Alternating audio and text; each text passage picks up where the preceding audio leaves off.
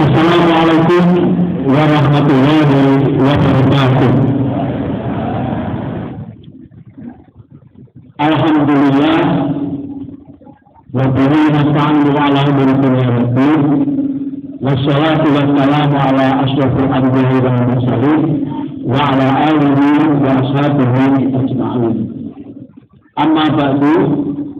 Qala Allah Ta'ala fi Al-Qur'anil Karim, a'udzu billahi minasy syaithanir rajim. Fakhalafa min ba'dihim khalfun a'adus shalah wattaba'u syahawat fasawfa yalqawna ghayya. Sadaqallahu alazim. Bapak Ketua Daerah dan juga ada Bapak Ketua Partai, sahabat saya, Ibu-ibu, bapak sekalian, marilah kita terlebih dahulu memanjatkan puji dan syukur kita kepada Allah Subhanahu wa Ta'ala yang pada pagi hari ini masih memberi kesempatan kita untuk hidup dalam keadaan sehat, dan yang lebih penting lagi, hati kita ini masih terbuka dan masih tergugah untuk tetap meneguhkan Islam sebagai agama kita. Oleh karena itu pagi hari ini atas permintaan pimpinan saya akan memberikan judul yaitu dakwah untuk mencerahkan. Kenapa Bapak Ibu sekalian? Kalau kita tidak berdakwah, dalam bahasa Inggrisnya, umat Islam di Probolinggo, khususnya kita Probolinggo, lebih jauh lagi Jawa Timur, lebih luas lagi Indonesia, lebih luas lagi ASEAN, gitu ya. Lebih luas lagi Asia, lebih luas lagi dunia.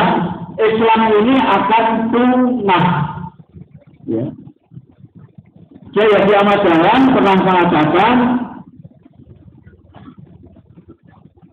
Islam itu mungkin bisa lenyap dari tanah Jawa, tetapi Islam tidak bakal pernah lenyap dari Indonesia. Itu salah satu pesan Kiai Dahlan. Oleh karena itu, Bapak Ibu sekalian, pengajian ini harus kita hidup syukurkan. Dan kalau datang ke pengajian harus dengan hati yang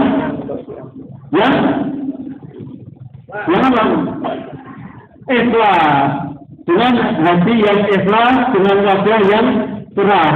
Nanti ada ibu-ibu yang merut, nggak ada. Bapak-bapak, mungkin karena kemarin di kantor ada persoalan atau ada tagihan belum dibayar, piutang numpuk, tapi tagihan hutang banyak, itu kadang-kadang gagal pengajian, wajahnya ditekuk.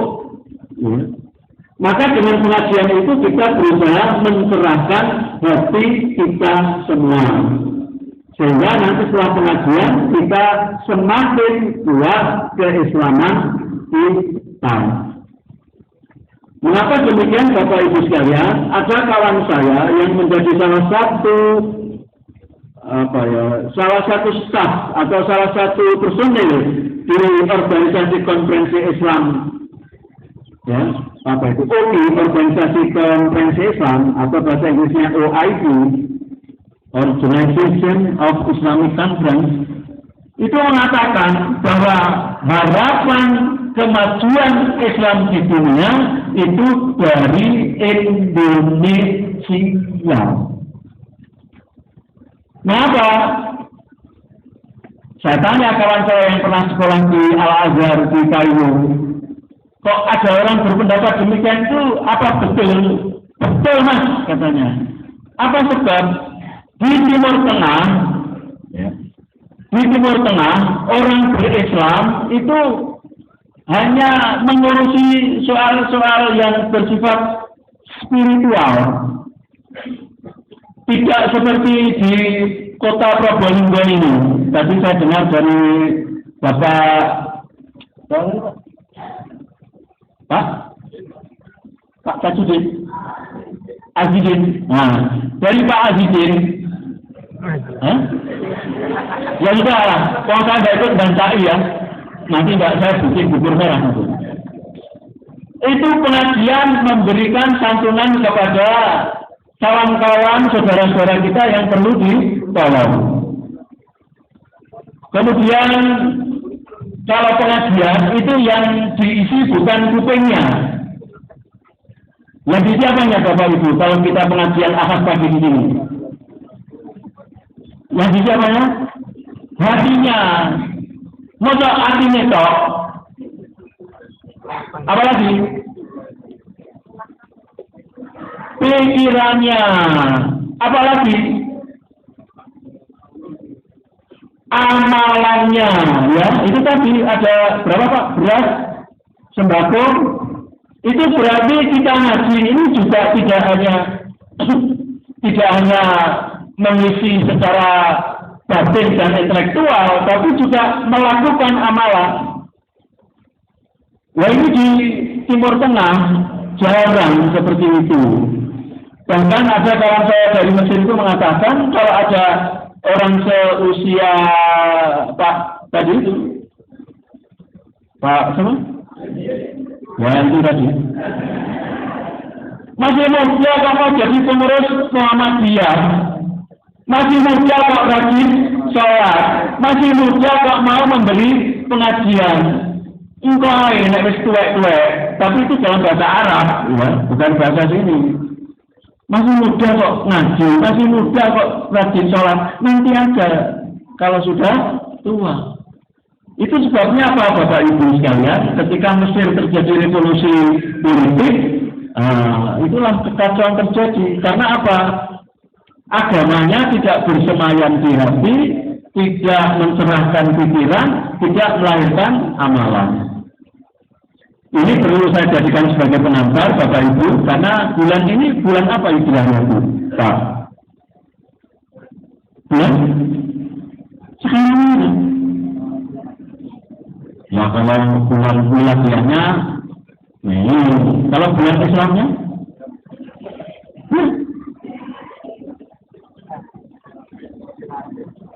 bulan apa Pak? Jumat lahir. Betul Jumat lahir. Setelah Jumat lahir, setelah Jumat lahir, Rajab. Kalau bulan Rajab, tingkatan apa? Apa Pak? Isra Mi'raj. Memperingati apa itu Isra Mi'raj? Perintah sholat. Oleh karena itu tadi saya bacakan kutipan dari surat Maryam ayat 59. Ya, maka tema kita pada bulan Mei atau Juni ini adalah sholat. Apanya yang kita perlukan dari Isra Mi'raj kali ini Bapak-bapak, Ibu-ibu, yaitu surat Maryam ayat 59 tadi. Faqalafa min ba'dihim khalfun adha'us shalah wattaba'us syahawat. Setelah sebuah generasi itu rajin sholat, ya, atau kalau tidak ada kajian Ahad pagi, nah ini agak menarik sedikit ya. Kalau kajian Ahad pagi ini tidak kita silakan, maka yang akan datang itu adalah faqalafa min ba'dihim khalfun adha'us shalah, ya. Yang akan datang itu adalah khalfun, maksudnya generasi adha'us shalah yang yang meninggalkan sholat. Ya, jadi kalau kita tidak rajin mengaji, itu hati kita akan kering, pikiran kita juga akan butek. Ya, apa butek? Ini bahasa Portugal ini butek. Ya, jadi pikirannya itu tidak jernih, jadi butek. Matanya, maaf, tidak melihat sesuatu. Oleh karena itu, jangan sampai generasi kita maupun juga generasi setelah kita itu menjadi adha'us shalah. Termasuk suami ibu-ibu, istri bapak-bapak, putra-putri bapak ibu, menantu, ya, jangan dibiarkan apa jangan dibiarkan. Jangan dibiarkan. Ya, ini bahasanya campur-campur. Dibiarkan tidak sholat, cucunya. Ya. Di bawah cucu apa lagi Bu? Cicit, di bawah cicit? Tidak tahu ya. Jangan sampai anak turun kita, menantu kita, keluarga kita, kalau bapak ibu punya pegawai, karena sawah, karena perusahaan, itu jangan sampai mereka menjadi khalqun adha'us shalah. Kenapa? Kalau sudah adha'us shalah, maka ikutannya atau multiplier efeknya, dampak selanjutnya atau jalan yang akan ditempuh selanjutnya adalah wattaba'us syahawat. Yang diikuti adalah as-syahawat. Apa syahwat? Nafsu. Nafsu yang bagaimana? Nafsu yang mengajak kepada hal-hal yang tidak baik.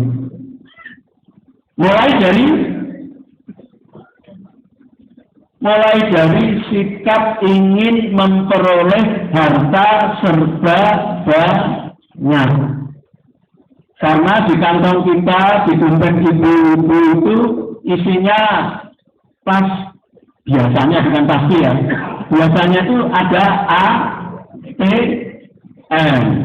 Mungkin bapak-bapak sudah ada kartu kredit. Itu selalu ingin ATM-nya itu isinya tanggalnya biasa berkali-kali itu tidak entek-entek kan gitu. Ya. Bahkan nggak punya pakai kartu kredit, kartu utang itu. Nah, kalau sudah begitu, maka pikirannya akan menjadi pikiran serakah. Kalau sudah serakah, maka dia akan melakukan tidak lagi amar ma'ruf nahi munkar, tapi menjadi dibalik amar munkar nahi ma'ruf. Kalau amar ma'ruf nahi munkar itu menyuruh untuk berbuat baik. Nahi munkar mencegah yang buruk. Tetapi kalau wattaba'us syahawat, karena tadi adha'us shalah, maka dia akan selanjutnya apa? Menyuruh orang berbuat buruk dan melarang orang berbuat baik. Itu kalau adha'us shalah, wattaba'us syahawat. Kalau begitu, maka Allah berfirman, fasawfa yalqawna ghayya. Setelah itu Allah akan mencampakkan mereka ke dalam suatu keadaan yang rusak atau hina. Oleh karena itu, bapak-bapak, ibu-ibu sekalian, sholat ini tetap. Ya, memang ada orang mengatakan, sholat itu ortodok apa ortodok? Allah kuno. Enggak, itu bukti diri kita ini sebagai hamba Allah. Kalau orang itu tidak bertuhan, Bapak Ibu sekalian, itu biasanya angkuh, biasanya itu sombong. Dan kesombongannya orang itu melebihi iblis. Iblis itu sombongnya kan cuma satu, karena disuruh sujud kepada Adam tidak mau. Itu sudah sama Allah dilaknat demikian dahsyatnya.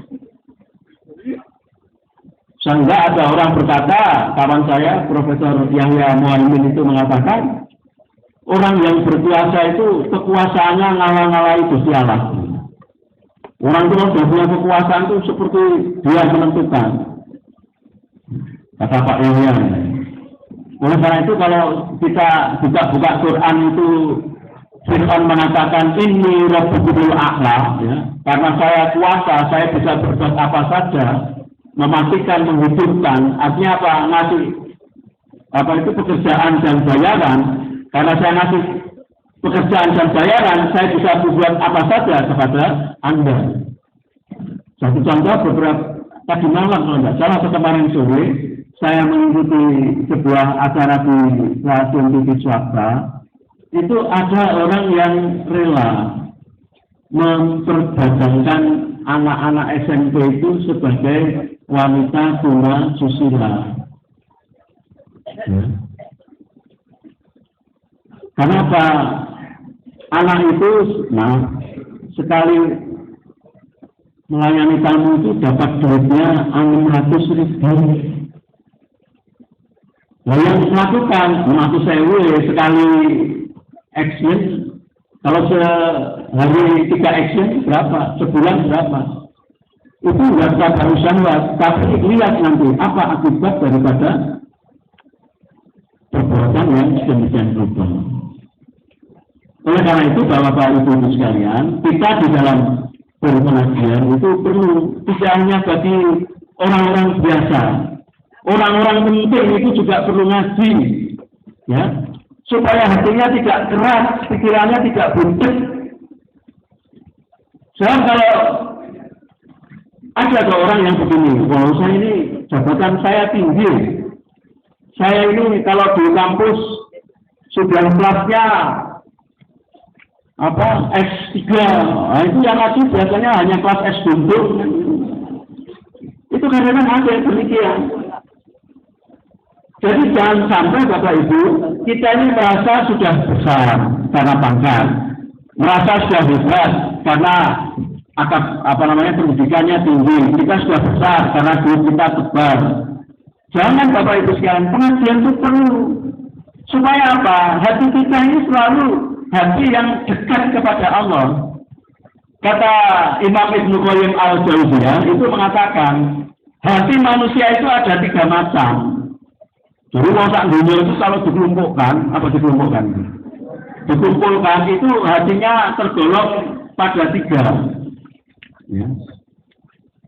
Satu yang disebut dengan qalbun sifat, yaitu hati yang sehat, yaitu hatinya orang yang beriman dan beramal soleh. Itu qalbun sifat. Alladzina yastami'una al-qaul, orang yang mau mendengar nasihat.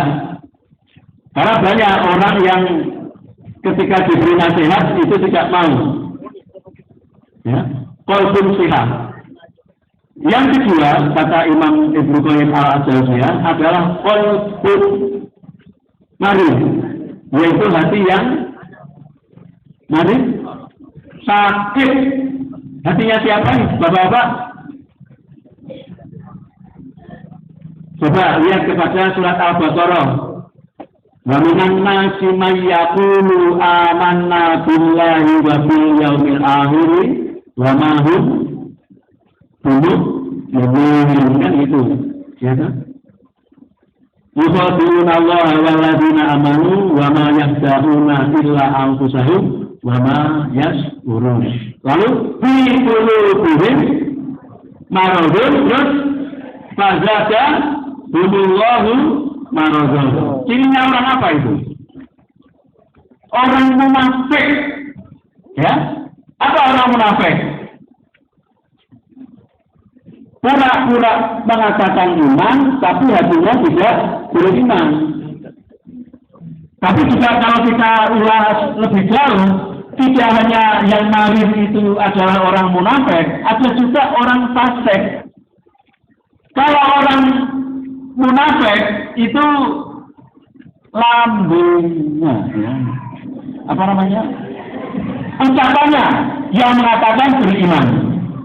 Tidak berarti keras-keras nanti, mudah omongannya orang pas. Jadi ada yang pernyataannya itu mukmin, tapi hatinya kafir. Kalau orang fasik, kebalik, hatinya beriman, tapi lisannya tidak mengakui. Sehingga kalau terjadi hal-hal buruk, dia hanya diam saja. Itu orang fasik. Itu qalbun marid. Yang ketiga,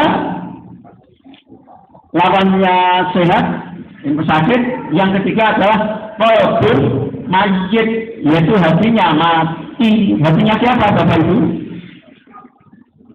Hatinya orang kafir. Ayo kita pilih mana, Ibu, Bapak? Yang sehat, yang sakit, atau yang mati? Yang sehat. Itu karpe, maunya, kenyataannya banyak yang sakit. Maka dengan pengajian, dengan kita membaca Quran, dengan kita beramal saleh, itu diharapkan supaya hati kita itu tetap sehat. Artinya apa? Kalau mendengar ayat-ayat Allah, mendengar ajaran Islam, seruan untuk berjuang menegakkan Islam selalu terpanggil, selalu ingin tampil. Oleh karena itu, Bapak Ibu sekalian, ya, Islam kita itu jangan dipek diri. Ya. Jadi Bapak Ibu, saya jadi Islam paling bagus. Orang lain nggak mau tahu, tidak boleh. Ada yang disebut dengan prophetic mission, yaitu misi kenabian yang harus kita jalankan. Tercantum di dalam Insya Allah pada surat Al-Jumu'ah ayat 2 yang bunyinya, bulan Nabi ba'asatul ummiyina rasulan minhum yatlu alaihim ayatihi wa yuzakkihim wa yu'allimuhumul kitaba wal hikmah wa in kanu min qabli lafi dhalalin mubin. Yang artinya bulan Nabi ba'asatul ummiyina rasulan minhum, dialah Allah yang mengutus pada orang-orang yang buta huruf itu rasul di antara mereka. Jadi ayat ini menjelaskan bahwa yang namanya rasul, yang namanya nabi itu mesti dari kalangan manusia. Jadi tidak ada yang goib. Ya. Jadi kalau kita cuma mukmin, nggak ada itu yang goib. Yang ada adalah nabi, ajaran nabi. Karena itu yang diutus oleh Rasulullah. Kenapa kok yang diutus bukan malaikat? Kenapa yang diutus bukan iblis atau jin? Karena dalam diri manusia itu selalu ada pergulatan. Coba, ini kan pengalaman saya juga. Kalau kita sholat, ya, Bapak Ibu sholat ketika Allahu Akbar, dalam batin kita ini semakin tenang apa semakin kemusuh? Semakin tenang itu, hebat itu. Biasanya hati kita itu jadi stereo. Ya, Allahu Akbar. Waduh, kompornya belum saya matikan. Allahu Akbar. Tadi komputer saya belum saya save, kan gitu. Jadi hatinya itu lisannya mengatakan Allahu Akbar, tapi hatinya itu atau pikirannya pernah Bapak Ibu mengalami? Sering ya, ngaku aja. Sebab lebih baik ngaku daripada tidak ngaku. Itu cirinya orang jujur. Karena Bapak Ibu, orang yang benar, orang beriman itu apa? Satu, mengakui salahnya, yang kedua mau memperbaiki kesalahannya. Kalau orang nggak mukmin, kesalahannya itu dianggap benar, boleh ayat, boleh hadis untuk membenarkan kata-katanya. Terus nabi walu somo, terus saya sudah mencerai, anak-anak saya bagaimana dari itu? Dengan syukur lagi. Itu apabila kita tidak menjadi mukmin. Kalau mukmin itu ya pasti manusia itu mesti salah. Ya. Jadi kata Nabi, setiap anak turun Nabi Adam itu pasti punya kekeliruan. Dan sebaik-baik orang yang punya kekeliruan itu adalah yang mau bertobat. Itu bedanya. Siapapun pangkatnya apa, kedudukannya apa, hartanya berapa, kalau dia mukmin pasti harus mempunyai sikap seperti itu. Kalau ini yang dilakukan, insya Allah dunia negara ini akan menjadi baik, masyarakat juga begitu. Tapi kalau lain di bibir, lain di hati, aku begini, engkau begitu, dalam sirih berbuah semangka, itu namanya sirih binjir. Jadi sekali lagi Bapak Ibu sekalian, diutusnya Rasul itu dari manusia, agar Rasul itu juga mengerti kemanusiaan itu seperti apa. Ada rasa cinta. Bapak ada rasa cinta? Ada. Ada rasa benci? Ada enggak? Ada. Ada rasa gembira. Lawannya gembira? Sedih. Ada bahagia, tapi juga ada anak-anak sekarang istilahnya apa? Galau. Ya. Hati yang galau, makan bakpao di atas kerbau, kan gitu. Ya, ada bahagia, ada galau, itu manusiawi. Ada masa pasang naik, ada masa pasang surut. Pernah jadi anggota DPR RI, kemudian tidak menjadi anggota DPR RI, itu pasang surut namanya. Maka dengan diutusnya Nabi atau Rasul itu dari manusia, supaya beliau itu juga menghayati kemanusiaan itu seperti apa. Allah pun juga menggunakan atau menggunakan kekuasaannya atau menyampaikan wahyunya itu juga mengikuti irama jiwa, irama zaman daripada manusia. Sehingga Al-Quran itu kan tidak wujud bulat di kopiahnya Kanjeng Nabi. Kanjeng Nabi pakai kopiah enggak ya? Pakai turban, ya enggak. Tapi turut-turut takdir apa namanya? Di apa Pak? Perang-perang takdir itu menunjukkan bahwa Allah mengikuti perkembangan jiwa manusia, mengikuti perkembangan zaman. Dan Allah mengikuti, begitu juga Rasulnya mengikuti perkembangan hati manusia dan perkembangan zaman manusia itu untuk manusia itu dituntun kepada masa depan yang lebih baik. Hal ini perlu Bapak Ibu kita perhatikan, karena apa? Zaman sekarang orang ini sudah mulai banyak yang menyampaikan agama, khususnya agama Islam. Term ini berasal bukan dari Indonesia, tapi berasal dari Barat. Yaitu pada abad pertengahan, antara abad ke-5 sampai abad ke-15 Miladia, itu di mana agama yang dipeluk sebagian besar orang sana, itu tidak memberikan peluang untuk maju. Satu contoh misalnya Galileo itu mengatakan bahwa bumi itu bulat, tapi pimpinan agamanya mengatakan bumi itu datar. Karena berbeda konsep, maka Galileo ini dibawa ke pengadilan inkuisisi namanya, dan dia dihukum dalam sebuah sel yang terbuat dari logam, seng. Ya, panas agama, kalau dingin ya, dinginnya bukan main. Itu yang menyebabkan orang-orang Eropa itu lalu bertindak sekuler. Kalau agama tidak membawa perubahan, agama tidak membawa pencerahan, ya buat apa beragama? Itu orang di sana. Oleh karena itu sekarang Bapak Ibu, orang-orang di Barat itu mulai banyak yang memeluk Islam. Kalau kita ini memeluk Islam karena, termasuk saya ini karena bapak kita, ibu kita Islam, kalau di sana enggak goleki agama sing tepak yo apa gitu.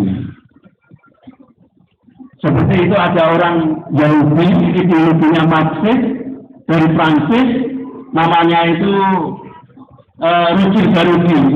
Itu dia tidak masuk Islam dulu, tapi belajar bahasa Arab dulu. Walaupun di sana di Prancis tidak ada pondok pesantren jadi Mas Mansur Probolinggo. Harus saja begini Bapak Ibu nggak berkenan itu loh. Roger Garudi saja itu yang profesor doktor Marxis ateis. Ya, itu belajar Quran dulu untuk membaca Quran itu. Karena apa katanya mereka? Kata orang-orang Barat yang masuk Islam mempelajari Al-Quran dulu, itu atau mempelajari bahasa Arab untuk apa? Dia tidak mau terjemahan Quran. Karena kalau diterjemahkan itu berdasarkan, ini pendapatnya Pak ya, Itu karena apa? Pikirannya si penerjemah itu ikut. Tapi kalau dia mengerti bahasanya, oh karepnya itu pas.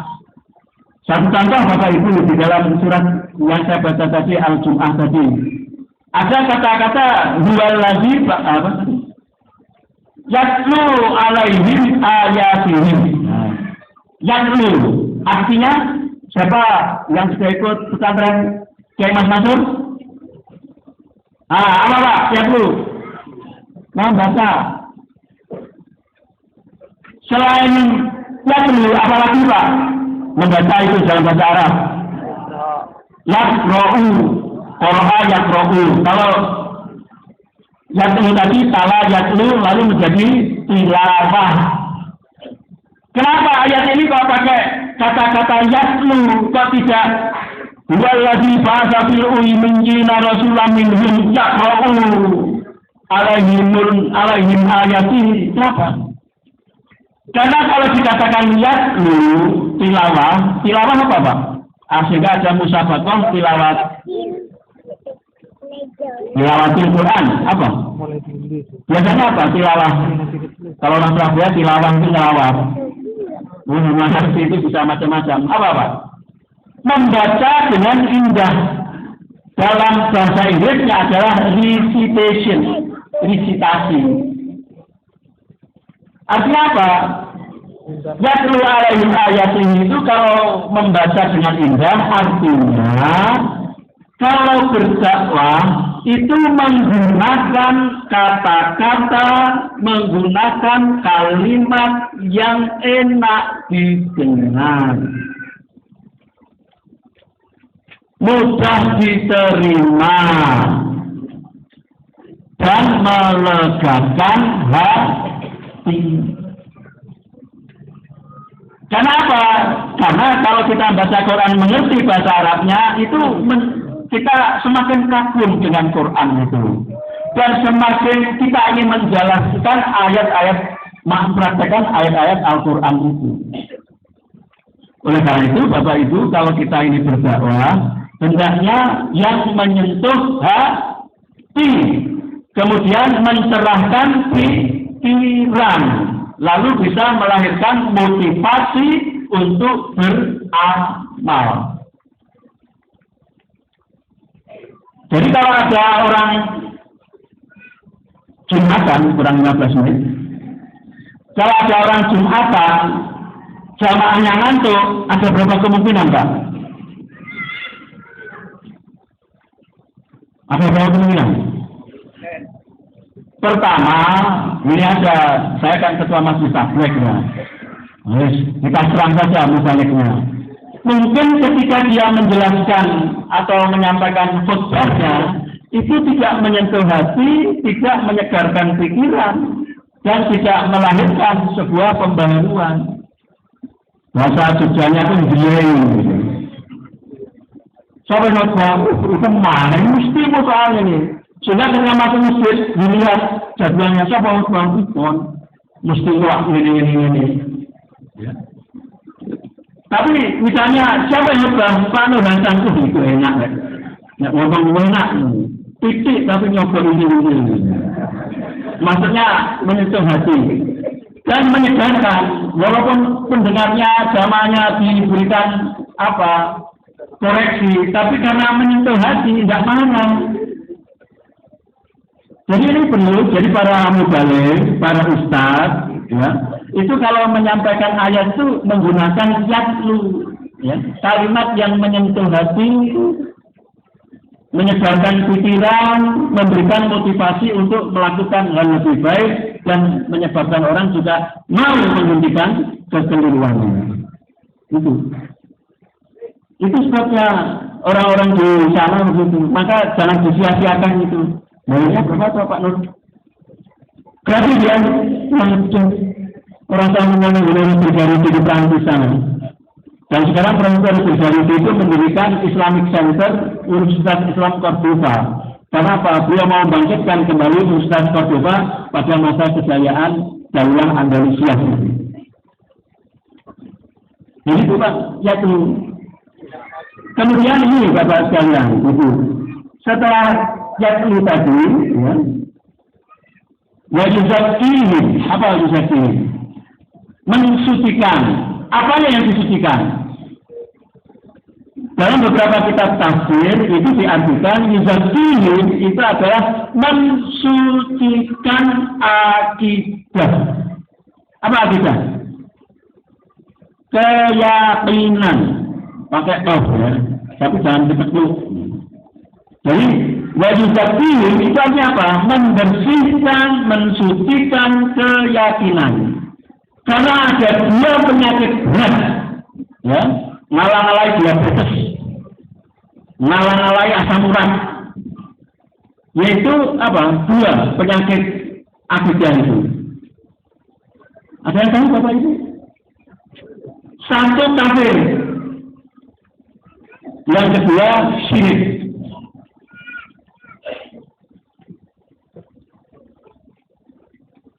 Kafir itu artinya apa? Tidak menganggap adanya Allah. No reckon, apa reckon? Tidak reckon adanya agama. Itu kafir. Nah sekarang ini, dalam paham sekarang ini, itu masuk lewat sekularisasi itu. Jadi sekularisme itu paham atau proses supaya agama itu dipisahkan dari persoalan kemasyarakatan.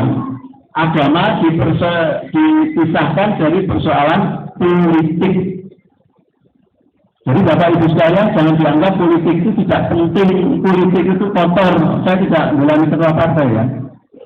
Politik itu perlu Bapak Ibu sekalian. Kenapa? Politik itu ngatur, bikin aturan, bikin anggaran, ya. Bikin kebijakan. Kalau yang membuat aturan yang namanya legislatif, lalu yang menjalankan aturan yang namanya eksekutif, kemudian yang mengadili, mengurus secara hukumnya yudikatif, itu tidak orang-orang yang mukmin, maka aturannya, keputusannya juga tidak sejalan dengan apa yang kita mau. Atau apa yang diinginkan oleh Allah. Ya kalau ada praktek kotor dalam politik, ya itu yang perlu didakwahi agar berhenti.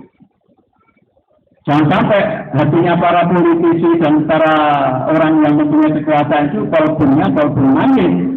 Harus ditingkatkan jadi kolbun manis, lalu meningkat menjadi kolbun sifat bertahap. Tadi itu.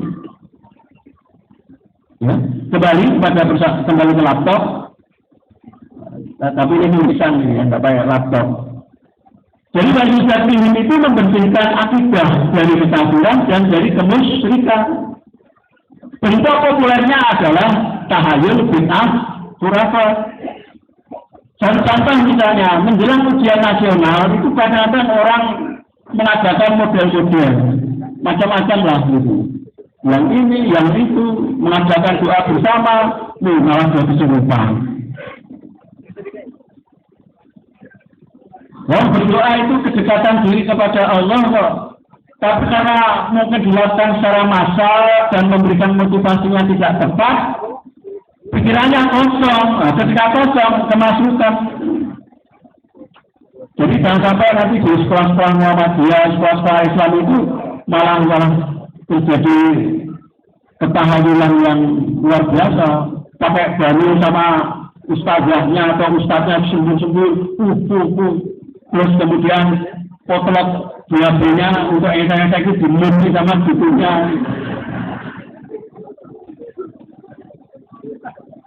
Jadi ini terjadi ujian yang mestinya itu soal biasa menjadi soal yang luar biasa. Kalau tidak betul pengelolaan ujian itu, maka itu akan menjadi bencana nasional tahunan. Bingung semua. Dan biasanya yang bingung kalau ujian nasional siapa, Pak? Ya? Nomor satu ibunya mesti.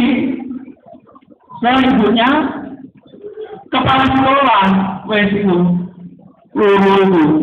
Bingung karena peduli. Negara pemantau rapat. Bingung kalau itu. Ditanya anaknya, kok nggak sekolah? Kamu nggak belajar? Orang apa? Masuk bapak kepala sekolah, bapak ibu guru itu merdeka apa? Tega sampai hati. Kalau saya sekolah di sini sudah bertahun-tahun pakai bayarnya nggak pakai godong, tapi pakai duit. Masuk nggak sih lulus pak? Nah, lalu kepala sekolahnya, gurunya iya, aku digaji karena mengajar, langsung ajar rekayasa jawaban masal kan gitu. Nah, maka mari kita tanya bagaimana sih sesungguhnya proses pendidikan itu. Nah, ujian itu sesungguhnya membutuhkan dua kesiapan. Satu, kesiapan mental, yang kedua kesiapan intelektual. Tambah satu lagi, kesiapan fisik. Kalau nggak sehat, pek. Kalau misalnya jelek, lari narkoba. Jadi itu kita harus siapkan. Itu kan cuma ngetes saja kok, bisa lalu kita kalang kabur. Nah itu tadi ada tahayulnya tadi itu. Lalu mengadakan upacara yang di dalam hadis Nabi atau dalam Quran tidak ada, aneh-aneh misalnya. Lalu khurafat, itu gurunya nyangoni kerikil satu-satu, tapi sudah sembuh kan gurunya. Konek garap guru itu sebut jenengku gedul lemah pintu pasti rame. Itu lalu khurafatnya tidak masuk. Nah, maka sesungguhnya dengan ujian dia siap berdoa baik, ditata hatinya anak-anak, dan gurunya juga ngajar dengan baik. Jangan gurunya bingung. Ada apa itu? Tryout, uji coba. Kok tryout kok hasilnya cuma rata-rata 30, masih aja lulus, terus bingung. Nah itu yang saya sebut bencana nasional tahunan ini. Di sini orang bingung kok orang yang bicara ini, karena nggak pernah ngaji di sini.